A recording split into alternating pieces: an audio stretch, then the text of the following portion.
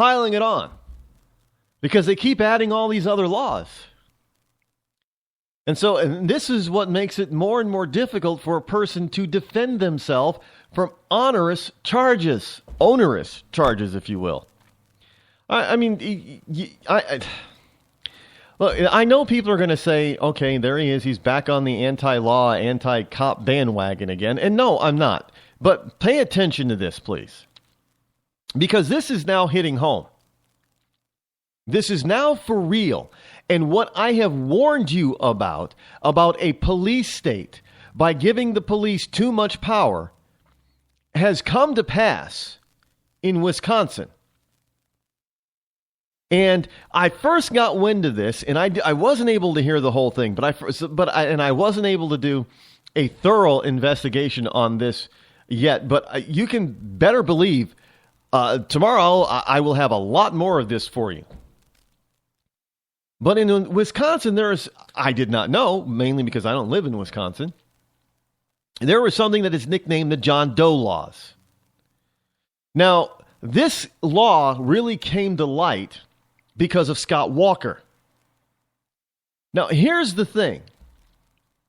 When you give too much power to an organization, such as your prosecutorial office or your police department, there is inevitably going to be an increase in corruption in utilizing that power. Now, for whatever reason, the state legislature instituted this law called everybody knows as the John Doe laws. Now, what are the John Doe laws? John Doe laws basically mean that your constitutional rights have now just been stripped away. And that the government can come in, and because this actually happened to a lot of Wisconsinites. A lot of them. And the more I started looking into this, the more my eyes got big with fear. Because let me give you the basic lowdown. You had a prosecutor in the state of Wisconsin whose wife was a member of the teachers union. Now, of course, Scott Walker was cracking down on all this union stuff that was robbing the state blind. Well, these people in the unions, they saw their gravy train ending and coming to a stop and pulling into to station, never to leave again. So they were mad.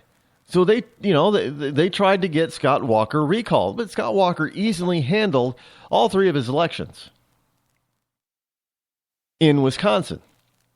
Now, the problem is that this woman, whose husband happened to be a state prosecutor, decided that he was going to use the John Doe laws to try to scare people who supported Scott Walker. Now, this is what happened. To a number of people, and I'm not talking a small handful of minority, I'm talking a bunch of people in and around Milwaukee, Wisconsin. And we're still, they're still uncovering people that this happened to. In the middle of the night, there'd be a no-knock SWAT team entry. Now, the John Doe laws say that there doesn't actually have to be a crime. But here's the rub. You don't get there. You are ordered not to talk about the raid and potential charges against you. You can't. And in some cases, they're saying you can't even tell your lawyer. Well, I don't know how you can operate a defense if you don't tell your lawyer what's going on. But you couldn't tell anybody. Now, this is a story that's coming from more than one person, more than one family. Now, imagine this. At midnight or 1 o'clock in the morning, you're a totally law-abiding citizen. Oh, maybe you speed 5 miles or 10 miles over the speed limit every once in a while. Definitely not something they'd come no knocking and busting in your door. But you're asleep. Next thing you know, you hear banging on your door, and as you go to open it, it gets bust open by a SWAT team. This SWAT team then proceeds to arrest you, take you into custody, and then secure all your electronic recording devices, including your phones and your computers.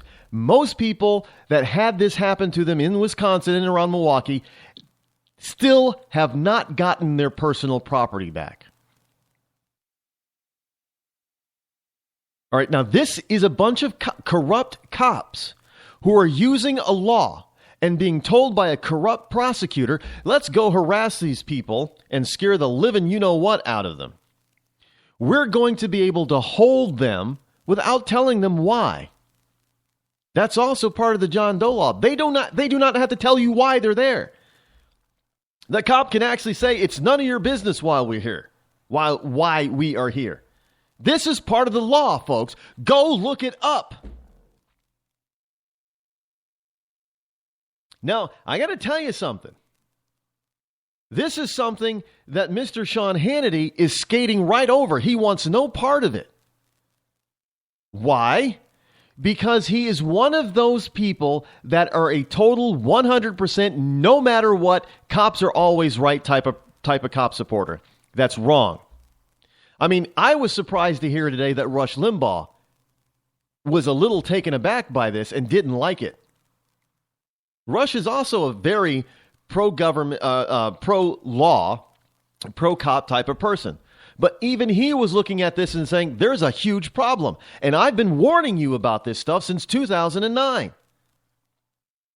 And people would always tell, Rod, no, Rod, this is, I mean, that's only anti-cop stuff. They don't really do that. Well, they're doing it. They're doing it in Wisconsin. And this is exactly the kind of stuff that the SS Nazis pulled off in the 1930s. They would bust in somebody's home. No reason whatsoever. Maybe we suspect maybe that you're supporting some other group. We suspect maybe that you're supporting Scott Walker. And what they're looking for is campaign donation violations. You don't bust somebody's door down in the middle of the night looking for campaign donation violations. That is ridiculous. It's nothing more than intimidation by the government in order to get their way, because they're unhappy that this guy, who happens to be pro-Constitution and pro-freedom, wants to rein in tyranny. But they want to keep their tyranny. So all you got to do is find a corrupt prosecutor, which they had, some corrupt cops, which they did, and a corrupt judge to go along with this thing, which they did. Now, the lamestream media, I did not know this happened simply because nobody, not even Fox News, was covering this. Nobody wanted any part of it. Why did our mainstream media, now notice I didn't say lamestream that time because I'm including Fox and all the conservatives. Why did nobody cover this? You want to talk about constitutional issues? I want to know where Rand Paul is on this. I want to know where Ted Cruz is on this. I want to know where Marco Rubio is on this. I want to know where Christie is on this. I want to know where the Democrats like Hillary Clinton and Elizabeth Warren and Chuck U. Schumer are on this. Because according to them, they're not that devilish, right? On the left, even the left doesn't do that, right? Well, they did it. They did it in Wisconsin. And understand, if it can happen in Wisconsin, it can happen in any other of the 49 states. And I wouldn't be surprised if something like that is happening and it's not being covered. This is scary stuff, folks. This is why you have to know who you are electing, even on your local level. Because this stuff is happening. This is not conspiracy theory crap here. This is factual, documented stuff that has happened in the state of Wisconsin. I'm sorry. It's happened. You cannot give people that kind of power over your life. And we're doing it every day by who we elect. Every day, they're taking away a little bit more of our freedom and giving it that freedom and power to a government agency. Now, what difference does it make if it comes from a local SWAT team or if it comes from Homeland Security? Other than the fact it's just a bigger government that's doing it to you. Well, let's face it.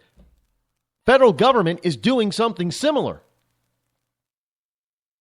Now they're able to hold citizens that they feel could be homegrown terrorists.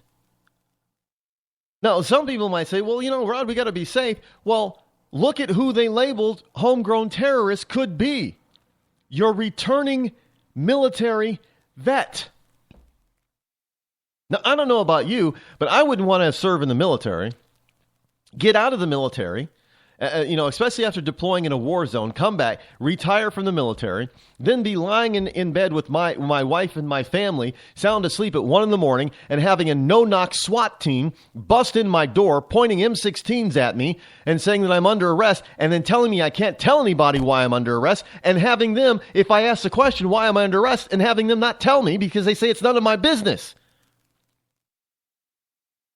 Can you imagine that happening to you? Well, most Americans would have said, 10 years ago in this country, could never happen.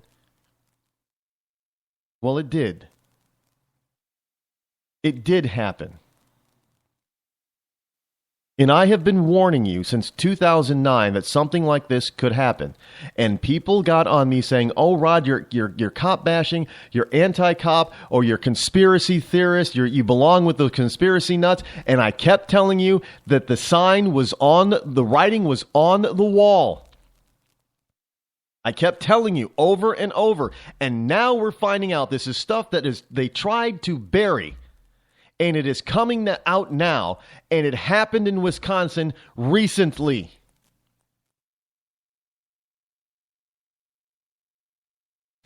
I hope this type of thing wakes people up. Because who you elect, especially on a local level, means the world. Tip O'Neill said it best. He said that all politics is local. And he was absolutely right. Now, actually, there are quite a few articles, and here's one from National. Now, you have to understand that the tip came for this stuff did not come from a conservative media source. The tip is coming from liberal media, online media sources. Now, if you know that even liberals are taken aback by this, just your everyday next door neighbor, run-of-the-mill liberal. And that's what most of these publications are. But even if they're not the ultra radicals, but even if your liberal is taken aback by this stuff, don't you think those of you who are independents, middle of the road, and conservatives should be standing up and taking notice? The title from National Review. Somebody want to try to argue with me and tell me that National Review is a conservative publication? Far from it. Wisconsin shame. I thought it was a home invasion. It was the police. And they're taking people's property and not giving it back, not telling them why or the reason why. And even if there's no violation. You can give within certain limits. You can give whatever kind of money you want to give to whoever you want to give.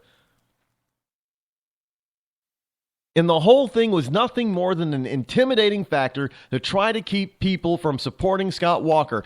And for a time, believe it or not, there were people that said it worked. That's the most scary part of this whole story. Donors were backing out because they were scared to death the police would return to their home. I don't know who would put up with something like that. Why do we put up with something like that? I mean, subtitle, they came with a battering ram. I mean, busting down your door in the middle of the night because you support Scott Walker. Basically is what happened. That's basically what happened. And you want to tell me that I'm sounding a false alarm? You want to tell me that I'm just spreading, the conspiracy theory of some conspiracy nut? You want to tell me that there's no way in hell in this country that could possibly happen? You want to tell me that I am foolish or I'm anti-police because I'm bringing to you information that proves that when you give somebody, even a good person, too much power, they can become corrupted and it will turn against you. Well, guess what? You were wrong, and as usual,